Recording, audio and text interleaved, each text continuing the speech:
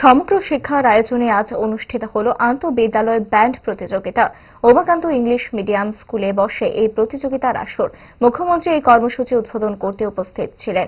মুখ্যমন্ত্রী ছাড়াও কর্মসূচিতে উপস্থিত ছিলেন সমগ্র শিক্ষা অভিযান প্রকল্প আধিকারিক সহ বিদ্যালয়ের শিক্ষক শিক্ষিকারা। রাজ্যভিত্তিক এই প্রতিযোগিতার আসরে বিভিন্ন স্কুল থেকে প্রতিযোগীরা অংশ নেয়। এই কর্মসূচি আয়োজনের জন্য সমগ্র শিক্ষা অধিকর্তাকে অভিনন্দন জানিয়েছেন মুখ্যমন্ত্রী ড. মানিক সাহা।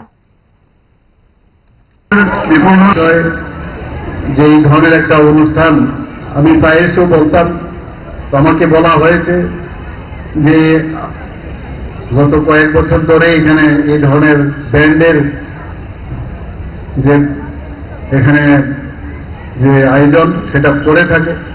এবং একটু আগে আমরা দেখলাম যে এখান থেকে ত্রিপুরার থেকে যারা বাইরে রিপ্রেজেন্ট করেছে, মেয়েরা ভালো রেজাল্ট করেছে এবং ছেলেরাও ভালো রেজাল্ট করেছে।